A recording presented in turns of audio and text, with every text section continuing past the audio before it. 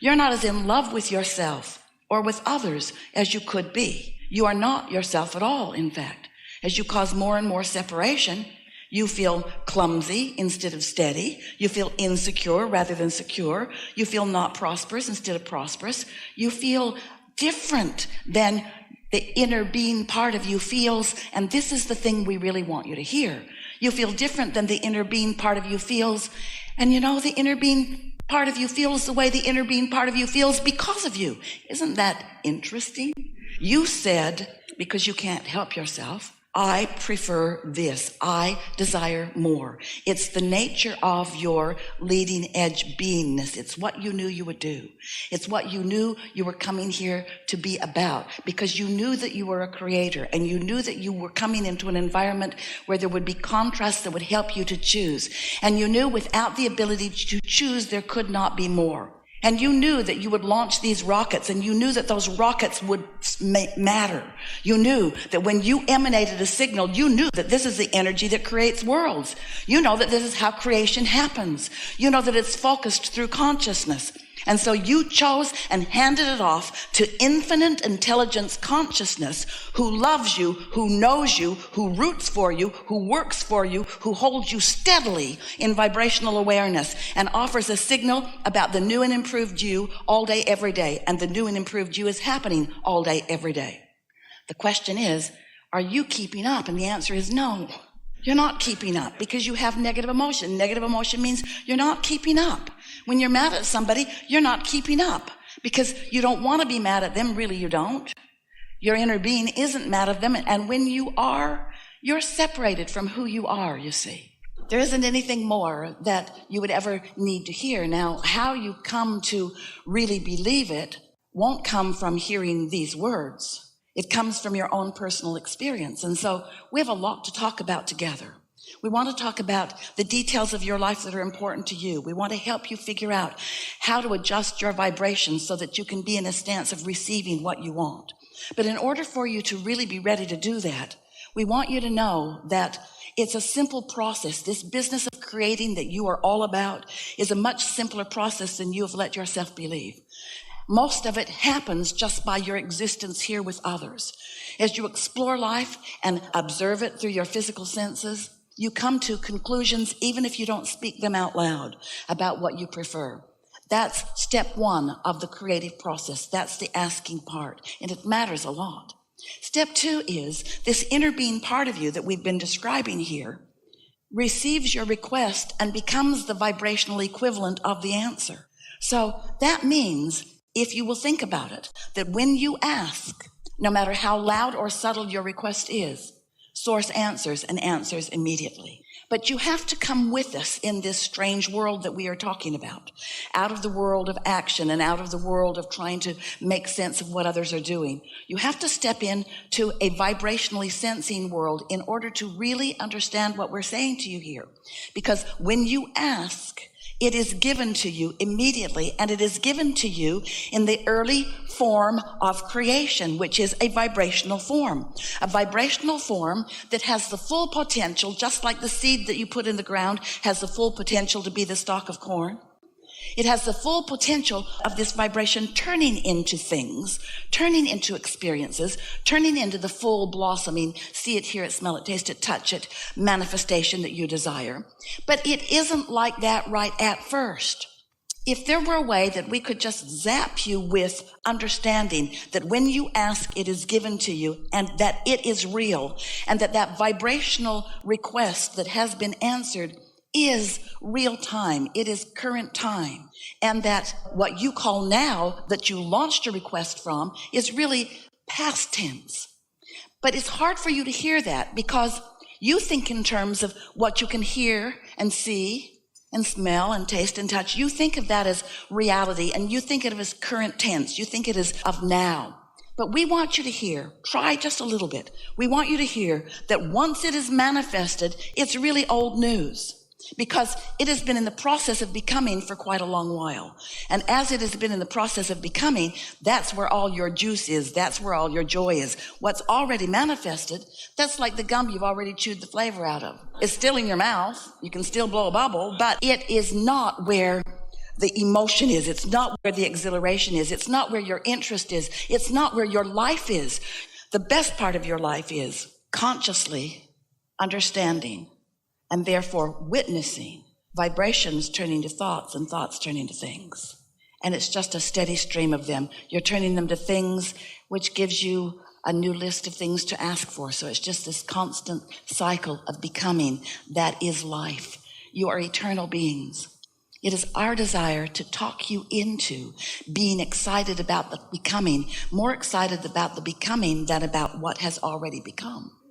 We want you to feel the fun of energies coalescing in order to satisfy the intentions that you hold. We want you to feel the power of your being and the worthiness of your being and all of the help that the non-physical energies are offering to you. We want you to open yourself to the wholeness of who you are. We want you to be all that you are and not pinch yourself off so much from all that you are. So you must understand that step one is asking, and life will just cause you to do that. Your observation of life insists on that.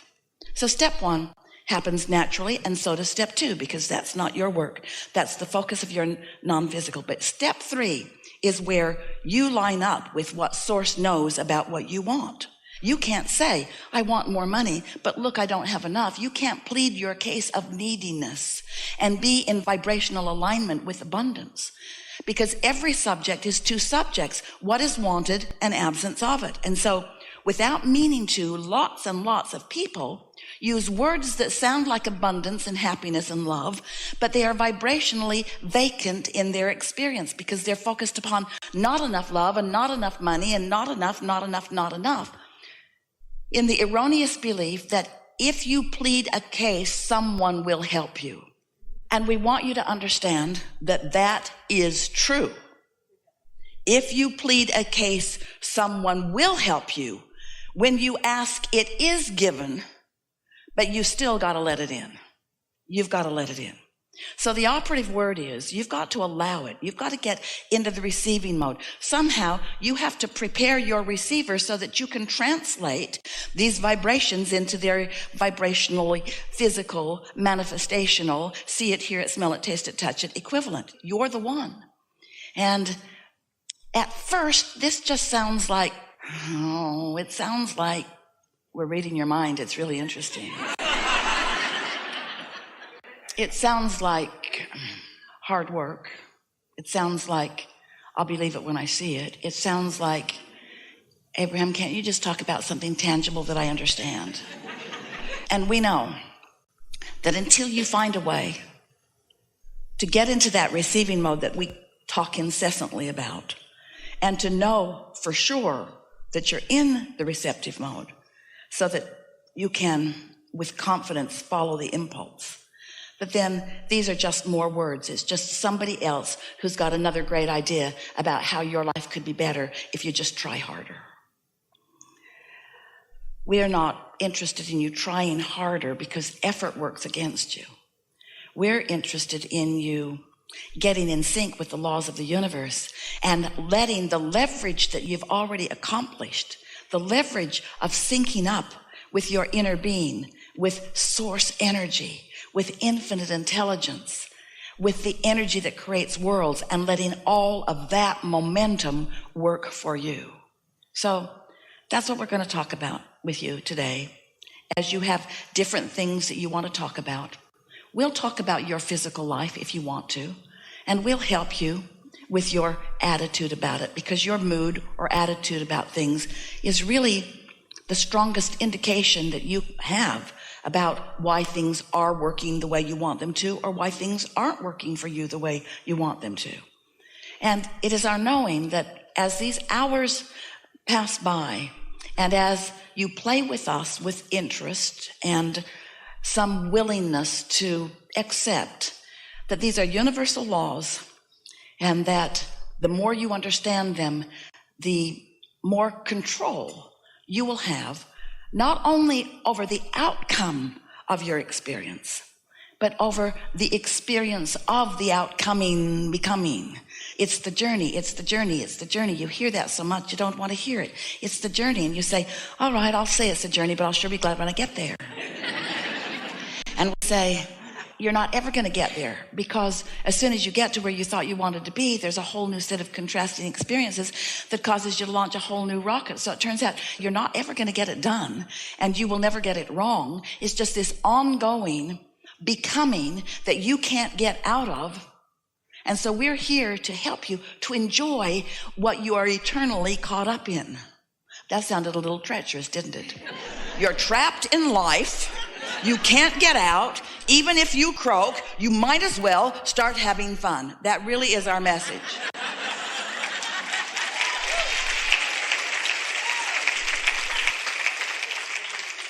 And we remember you. We know who you are. We know what you meant when you came. We know where you are in relationship to all of that. In fact, one of the things that we want to put out here right in the beginning of this conversation is that your inner being knows where you are in relationship to everything that you want, and knows the path of least resistance to help you get to where you want to be.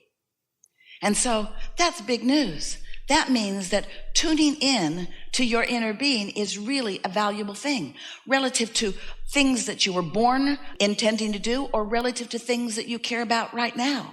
Esther couldn't find a gold pen one time, and it was so upsetting to her. She looked for it for days and days and days and days and days and days and days and days and days and couldn't find it, because you can't find something that you believe is lost. Your beliefs prevent you from your desires. If you believe it's lost, it doesn't matter how much you want it, and it doesn't matter how much source is telling you right where it is. Your belief that it is lost will override that, you see. So you gotta stop holding so hard to beliefs, because beliefs are just thoughts that you continue to think, and some of them serve you and some of them don't.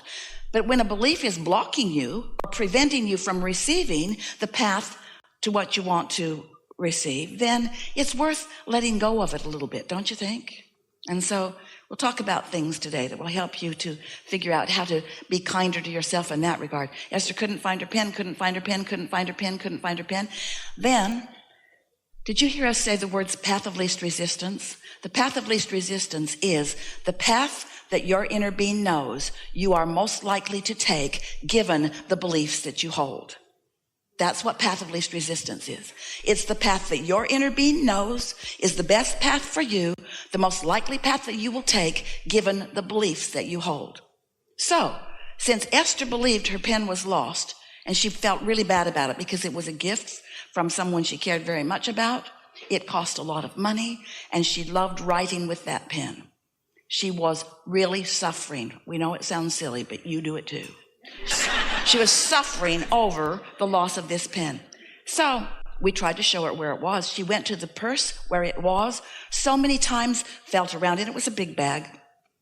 She loses umbrellas in it sometimes too, but she felt all around in it, dumped it upside down, finally accepted that it was gone. And then one day, several days later, she was looking for a perfume spray, and she remembered where she had last seen that. That's us. You see, that's us. That's us giving her a thought. And we caught her at a non-resistant time because she wasn't looking for her pen. And so she reached right into that bag for that perfume sprayer and came right out with her pen that had always been there that she could not find. And so this is what we want you to hear. Your beliefs prevent you from the ideas, from being in the right place, from the timing. Your beliefs sometimes work against your own desires, but your inner being knows what your desires are, what your beliefs are, and how to guide you around them. And your inner being is not saying, oh, you need to get rid of all of those beliefs. Your inner being is saying, we're good, we can guide you around them, but you got to listen. Uh-oh, that's a problem, isn't it? Because you're not listening. You're over here sometimes, usually, pretty much all the time, defending your beliefs, trying to get other people to believe them too. And as you defend beliefs that work against you, you get some pretty strong momentum going. Such strong momentum that almost nobody can talk you out of them. And you know, because you've been in conversations with others where you've tried to talk them out of their stupid beliefs, haven't you? You have those conversations, they just don't get it. They just won't listen. Everything you say, they've got something right back. It's just that standoff, and nobody gets any movement in anything.